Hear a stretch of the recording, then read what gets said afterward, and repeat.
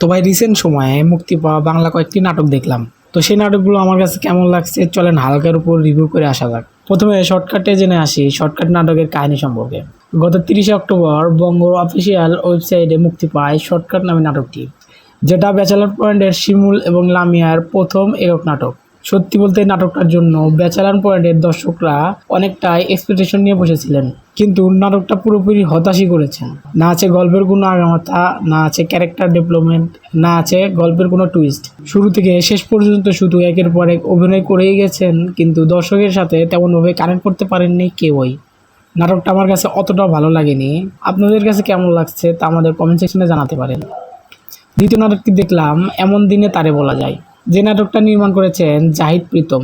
চিনি তিলোত্তমা, ঘুমপড়ি, পুক পকেটের গল্প, যে নাটকের জন্য তিনি মেরিল প্রথম আলো পুরস্কার পর্যন্ত পেয়েছেন, তার অসাধারণ কিছু নির্মাণে দর্শকদের মন জয় করেছেন সবসময়। তার নির্মাণে মুক্তি পেয়েছে এমন দিনে তারে বলা যায় নাটকটি।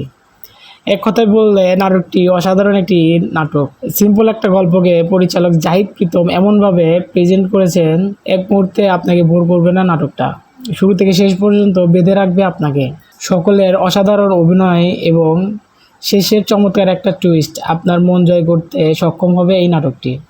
চারদিকে পজিটিভ রেসপন্স পাওয়ার নাটকটি যদি এখনও না দেখে থাকেন তাহলে এখনই দেখে আসতে পারেন সুন্দর এই নাটকটি। তৃতীয় নম্বরে আছে তোমার জন্য মন। শিহাব শাহিনের পরিচালনায় তোমার জন্য মন নাটকটি মুক্তি পেয়েছে ওটিটি প্ল্যাটফর্ম চরকিতে, যেখানে প্রিয় এক জুটি ইয়াশ রোহান ও তটিনীর প্রথম ওটিটি কাজ তোমার জন্য মন। পরিচালক শিহাব শাহিন রোমান্টিক কাজগুলো যেমন ছুঁয়ে দিলে মন, কাছের মানুষ দূরে থুইয়া বেশ উপভোগ্য ছিল। নাটকটির গল্প সম্পর্কে হালকা জানলে প্রথম দেখায় প্রেম, তারপর সেই গল্পে এক টুইস্ট রেখে কঠিন বাস্তবতার মুখোমুখি করেছেন পরিচালক। সেখানে গল্পটা হয়ে উঠেছে বেশ উপভোগ্যকর। ইয়াশ রোহান ও তটিনীর অভিনয় ছিল খুবই সাবলীল। নাটকটার সিনেমাটোগ্রাফি, বিজিএম এবং গানগুলোর প্লেসমেন্ট ছিল খুব ভালো।